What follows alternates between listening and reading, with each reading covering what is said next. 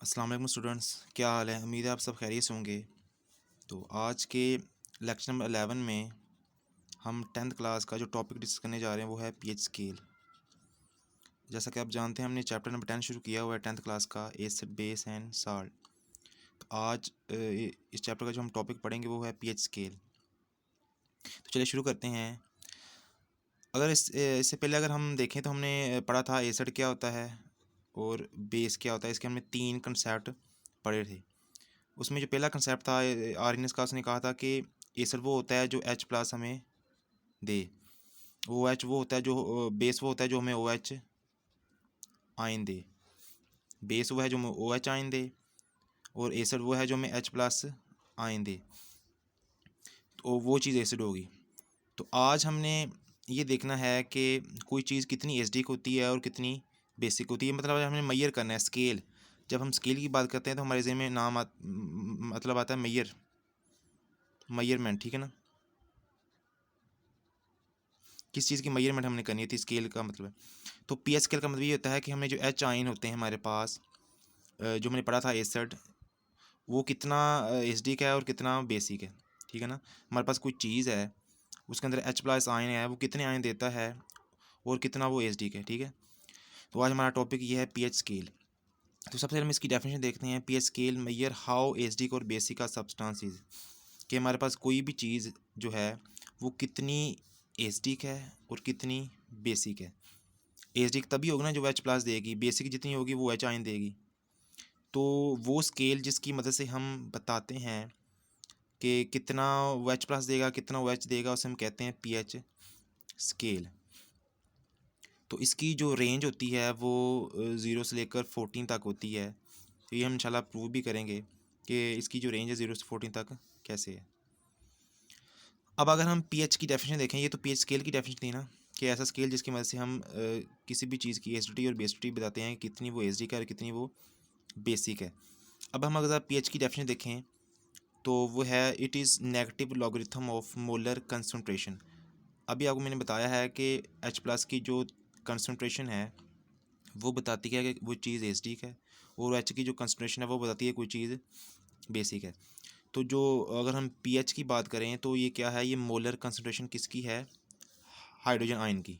Hydrogen ion का मतलब ये होता है एच प्लस आयन, ठीक है ना। तो जो पीएच है ये मोलर कंसनट्रेशन किसकी है, हाइड्रोजन आयन की, यानी एच प्लस आयन की। तो negative logarithm of H plus, molar concentration of H plus is called pH. तो ये इसका फार्मूला हमारे पास है। जिस तरह हमारे पास एच पी एच यानी एच प्लस एसिड का मालूम करने का जो हमारे पास फार्मूला वो पी एच है। और अगर हम ओ एच की बात करें यानी बेस की बात करें जो हमें ओ एच आयन देता है, तो उसके लिए भी हमारे पास एक फार्मूला होता है। उसका भी हमारे पास इस तरह है पी ओ एच, जिस तरह पी एच हमारे पास इस तरह पी ओ एच है।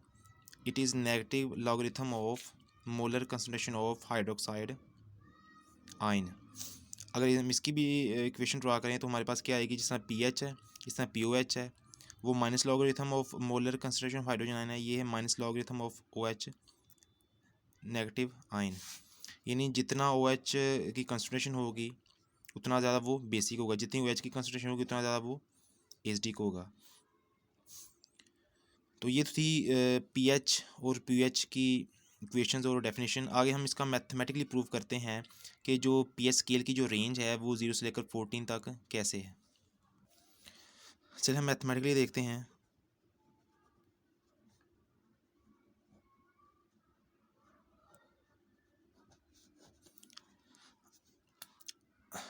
मैथमेटिकली हम सबसे देखेंगे, सबसे पहले हम देखते हैं वाटर। वाटर को हमने स्टैंडर्ड लेकर ये जो स्केल है वो हमने प्रूव की हुई है 0 से लेकर 14 तक। तो जो वाटर होता है जब ये आयोनाइज होता है तो हमारे पास एक plus plus H plus ion बनता है, प्लस हमारे पास एक हाइड्रोक्साइड आयन बनता है जिसको हाइड्रोक्साइड आयन भी कहते हैं। तो वाटर जब आयोनाइज होता है, वाटर जो आयोनाइज होता है इसे कहते हैं सेल्फ आयोनाइजेशन।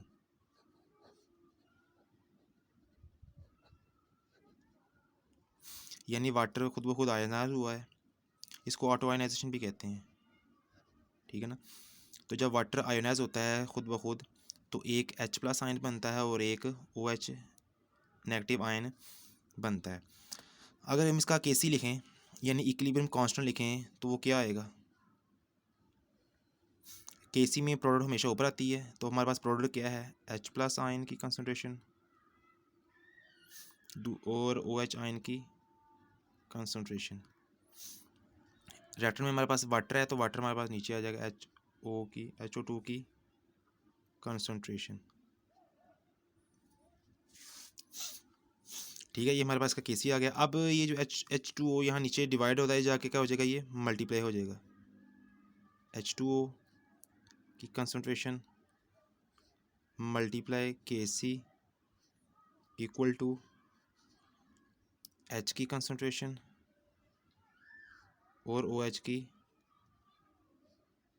ये हमारे पास इक्वेशन आ गई, OH की कंसनट्रेशन आ गई। ठीक है, अब हमने ये जो इक्वेशन निकाली है H2O की concentration multiply KC equal to H की कंसनट्रेशन, H प्लस की कंसनट्रेशन और OH की कंसनट्रेशन।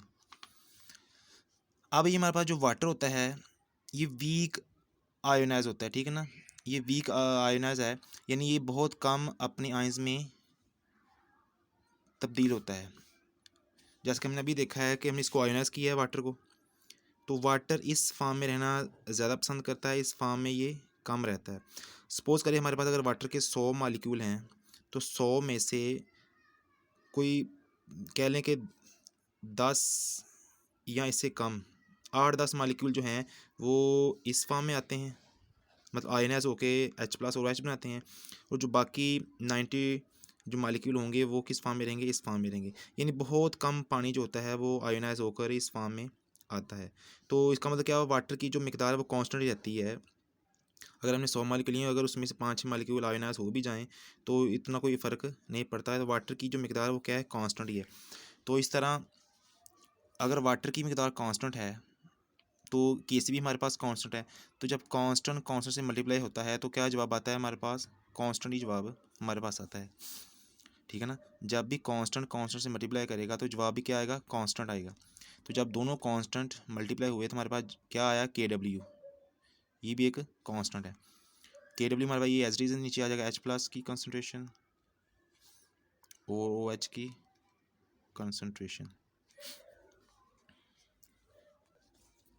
अब ये जो KW है इसकी जो वैल्यू है वो डिटरमिन की गई है प्रैक्टिकली, वो है 1.0 मल्टीप्लाई बाय 10⁻⁻14।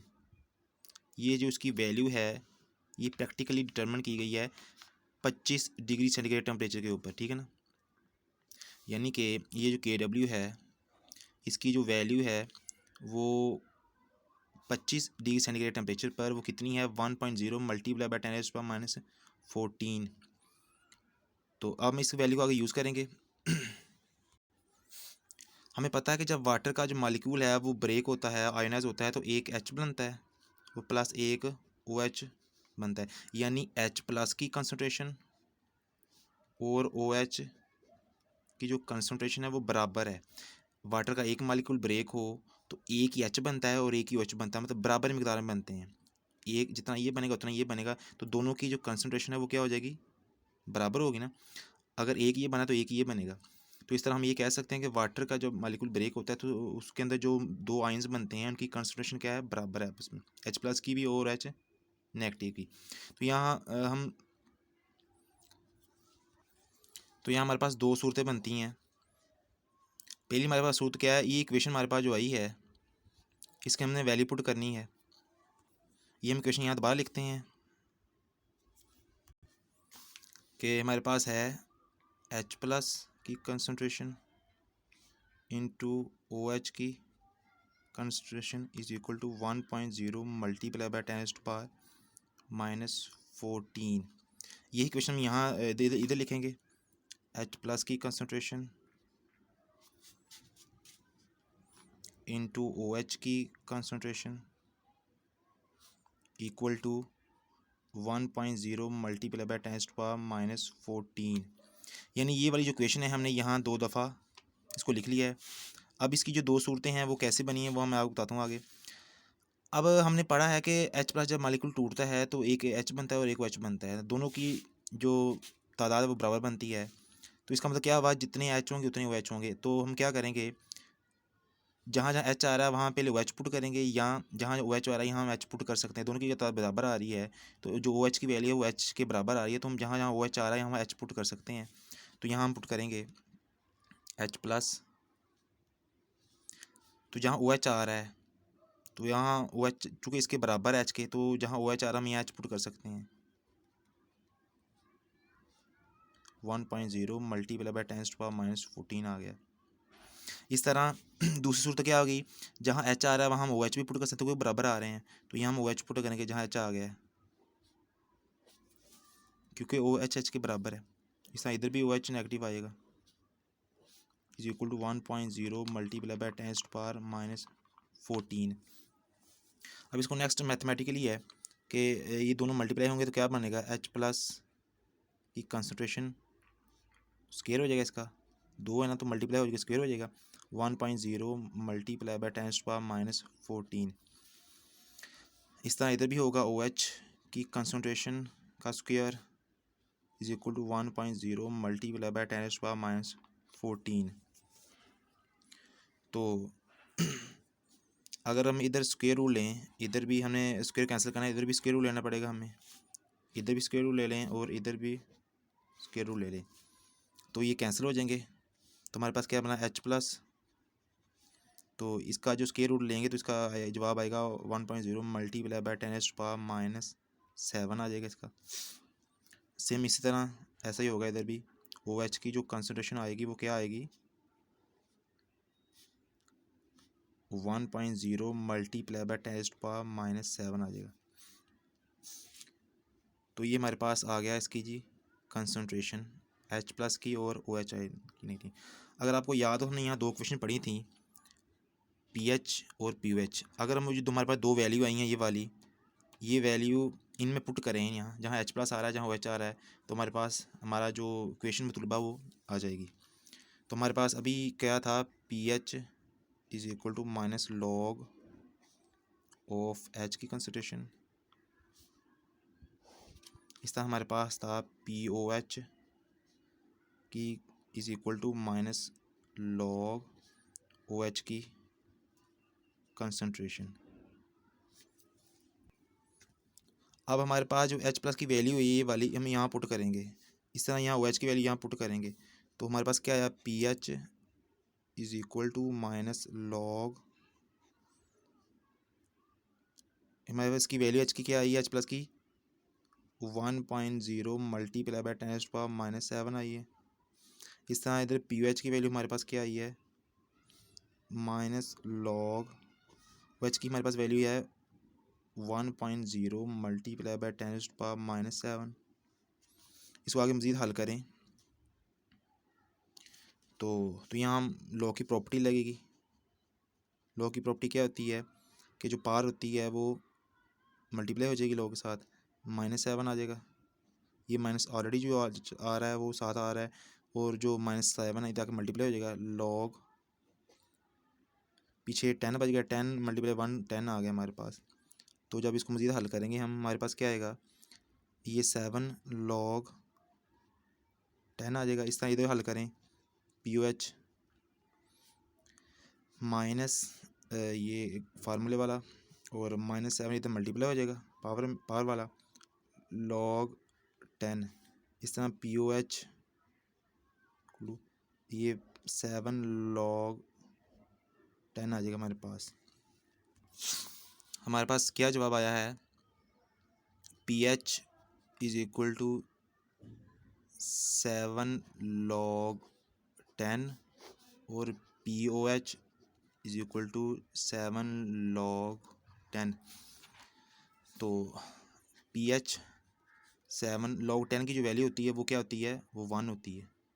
क्या होती है, 1 होती है। हम यहाँ 1 पुट करेंगे लॉग 10 की जगह। इस तरह POH 7 हमारे पास आएगा, इधर भी लॉग 10 की वैल्यू 1 होती है। तो हमारे पास pH हमारे पास क्या आ गया, 7 आ गया।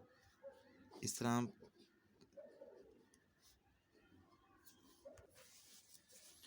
हमारे पास pH 7 आ गई और पी एच हमारे पास क्या आ गई, वो भी 7 आ गई। अगर हम दोनों को ऐड करें P H plus P O H, तो इधर क्या हो जाएगा, 7 + 7 हो जाएगा। राइट साइड में ऐड होगी और लेफ्ट साइड में ऐड होगी। तो हमारे पास P H plus P O H हमारे पास क्या आया इसका आंसर, 14। तो इस तरह हमारे पास एक रेंज आ गई 14 की, कि 0 से लेकर 14 तक हमारे पास एक स्केल बन गया। इस स्केल की मदद से हम बता सकते हैं कि वो चीज़ एच डी का है या बेसिक है। तो अगर मैं यहाँ स्केल ड्रा करूँ एक, तो स्केल स्टार्टिंग पॉइंट वो 0 है, इसका जो एंडिंग पॉइंट वो है 14, और इसका जो मिडिल पॉइंट है वो क्या है, 7 है। तो वो सब्सटेंस जिनकी जो पीएच होगी वो 0 से लेकर 6.9 तक, यानी यहाँ 6.9 तक, वो क्या होंगी, एसिडिक होंगी। वो इनका रीजन क्या होगा, एसिडिक होगा। यानी 0 से लेकर 6.9 तक जो चीज़ें जिनकी पीएच इतनी होगी वो क्या होंगी, वो एसिडिक होंगी। और जो 7 वाली होंगी वो क्या होंगी, न्यूट्रल। यानी कि अगर किसी सब्सटेंस की जो पीएच है वो 7 है, तो इसका मतलब क्या है, वो न्यूट्रल है। ना ही वो एसिडिक है ना ही वो बेसिक है, वो क्या है, न्यूट्रल है। हमसे इसकी एग्जांपल है वाटर। वाटर क्या है, न्यूट्रल है। इसकी जो पीएच होती है वो कितनी होती है, 7 होती है। तो इस तरह वो सब्सटेंस जिनकी जो पीएच है वो 7.1 से लेकर 14 तक होगी, यहाँ तक, वो चीज़ क्या होंगी, वो बेसिक होंगी। तो उनका रीजन क्या है, 7.1 से लेकर 14 तक वो चीज़ें क्या होंगी, बेसिक होंगी। तो इस तरह हमने स्केल की मदद से पता लगवा लिया कि कौन सी चीज़ एसिडिक होगी, कौन सी चीज़ बेसिक होंगी और कौन सी चीज़ न्यूट्रल होगी। इस तरह हमें 3 तरह के रिजल्ट्स मिलते हैं। नंबर 1, अगर तो पीएच 0 से लेकर 6.9 तक होगी, ठीक है ना, अगर पीएच इस रेंज में होगी तो वो चीज़ें क्या होगी, एसिडिक होंगी। चीज़ें क्या होगी, एसिडिक होंगी। दूसरा रिजल्ट हमारे पास क्या है कि अगर पीएच जो है उसकी जो रेंज है वो 7 है, मतलब किसी चीज़ की जो पीएच 7 है, तो वो क्या होगी, वो न्यूट्रल होगी। यानी ना वो एसिडिक होगी ना वो बेसिक होगी, न्यूट्रल होगी। और जो तीसरी हमने पॉसिबिलिटी निकाली है वो क्या है कि अगर पीएच की जो रेंज है वो 7.1 से लेकर 14 तक होगी, तो वो चीज़ें क्या होंगी, वो बेसिक होंगी। तो ये स्केल जो हमने ड्रॉ किया है ये वाला, तो इसने हमें बताया है कि कोई चीज़ कितनी एसिडिक है कितनी बेसिक है। यही चीज़ हमने यहाँ डेफिनेशन पढ़ी थी कि pH scale major how acidic और बेसिक का सब्सटेंस इज़, ठीक है ना, कि पीएच स्केल ऐसा स्केल है जो हमें बताता है कोई चीज़ कितनी एसिडिक है और कितनी बेसिक है। तो इस तरह हमने प्रैक्टिकली प्रूव कर लिया कि इस स्केल की मदद से हमने ये साबित किया है कि कोई चीज़ एसिडिक है और कितनी बेसिक है। तो ये था हमारा पीएच स्केल। इस तरह आज हमने पढ़ा कि पीएच स्केल क्या होता है, और उसके बाद हमने पीएच की डेफिनेशन देखी कि पीएच क्या है, negative logarithm of molar concentration of hydrogen ion. फिर हमने पीओएच पढ़ा है, उसकी हमने इक्वेशन देखी, नेगेटिव लॉगरिथम ऑफ हाइड्रोक्सल की मोलर कंसंट्रेशन। और बाद में हमने फिर ये भी पढ़ा था कि इसकी जो रेंज होती है पीएच के लिए वो 0 से लेकर 14 तक होती है, और हमने उस रेंज को क्या किया, मैथमेटिकली प्रूव किया है वाटर की जो आयोनाइजेशन है उसको लेकर। तो यानी हमने सारा मैथमेटिकली प्रूव किया है कि वाटर जब आयोनाइज होता है तो उसके एक एच बनता है और एक ओ एच आयन बनता है। तो इसको लिहाजा हमने फिर इसकी जो वैल्यू थी जो प्रैक्टिकली प्रूव थी 1.0 मल्टीप्लाई बाई 10⁻14, उसको लेकर हमने नेक्स्ट इसको क्या किया है, पूरा प्रूव। तो फिर एंड पे हमने दोनों जब ऐड किया तो हमारे पास 14 आता है। तो इस तरह हमारे पास एक स्केल ड्रॉ होगी 0 से लेकर, जिसकी जो रेंज है वो 0 से लेकर 14 तक है। 0 से लेकर 6.9 तक एसिडिक रीजन होगा, कि जिस चीज़ों की जो पीएच है वो इस रेंज में आएगी 0 से लेकर 6.9 तक, वो क्या होंगी, वो एसिडिक होंगी। और जिसकी जो पीएच 7 आएगी वो क्या होंगी, वो न्यूट्रल होंगे, यानी ना वो एसिडिक होंगे ना वो बेसिक। इसकी एग्जांपल आपको मैंने वाटर बताई है, इसकी जो पीएच 7 होती है। इस तरह जिसकी जो पीएच की रेंज है वो 7.1 से लेकर 14 तक होगी, वो क्या होंगी, बेसिक होंगी। तो ये था इंशाल्लाह आज का हमारा लेक्चर। उम्मीद है आपको पसंद आएगा। इंशाल्लाह नेक्स्ट लेक्चर में हाजिर होंगे। Okay, goodbye, thanks.